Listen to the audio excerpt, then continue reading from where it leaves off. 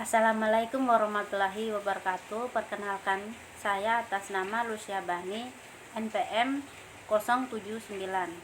Di sini saya akan mempresentasikan hasil analisis saya dengan topik pembahasan yaitu dasar-dasar perekonomian menurut Pancasila dan UUD 1945.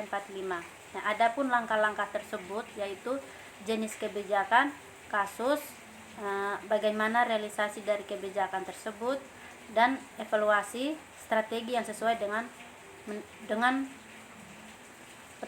menurut pendapat saya. Langsung saja. Yang pertama, jenis kebijakan, dasar-dasar perekonomian menurut Pancasila dan UUD 1945. Nah, di sini melibatkan redistribusi kekayaan, partisipasi rakyat dalam pembangunan, pengelolaan sektor strategi oleh negara, dan pembentukan sistem ekonomi yang adil serta berkeadilan. Ini mencakup kebijakan fiskal, moneter, investasi, serta regulasi untuk mendukung kesejahteraan rakyat dan mencapai tujuan ekonomi yang sesuai dengan nilai-nilai Pancasila dan UUD 1945. Yang kedua, kasus. Nah, kasus dasar-dasar perekonomian menurut Pancasila dan UUD 1945 terlihat dalam kasus-kasus seperti peningkatan kesejahteraan rakyat, upaya mengurangi kesenjangan ekonomi, serta penerapan kebijakan yang mendukung pembangunan ekonomi yang berkeadilan dan berkelanjutan.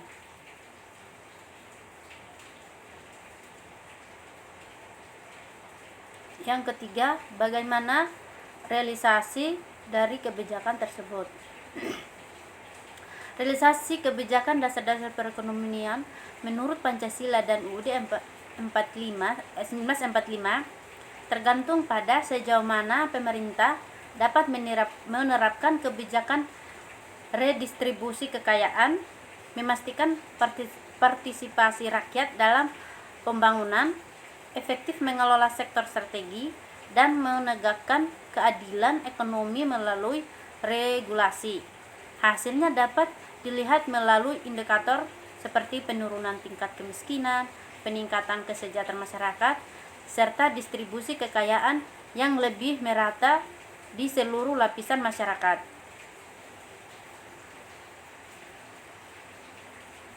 Yang keempat, evaluasi. Evaluasi terhadap kebijakan dasar-dasar perekonomian menurut Pancasila dan UUD 1945 perlu dilakukan secara menyeluruh. Nah, melibatkan analisis dampak terhadap kesejahteraan rakyat, distribusi kekayaan, dan pertumbuhan ekonomi. Keterlibatan masyarakat dalam proses evaluasi juga penting untuk memastikan respons yang holistik terhadap implementasi kebijakan. Selain itu, transparansi dan akuntabilitas pemerintah dalam melaksanakan kebijakan menjadi aspek krusial dalam proses evaluasi. Yang kelima, strategi menurut saya sesuai dengan dasar-dasar perekonomian menurut Pancasila dan UUD 1945.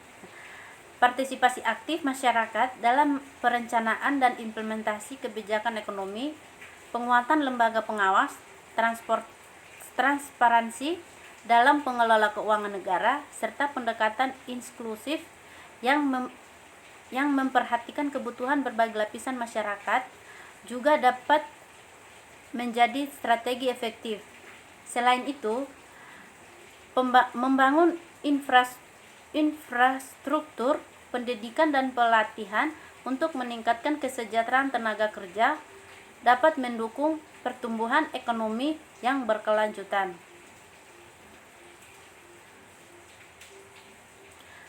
Mungkin hanya ini saja yang saya sampaikan. Terima kasih. Assalamualaikum warahmatullahi wabarakatuh.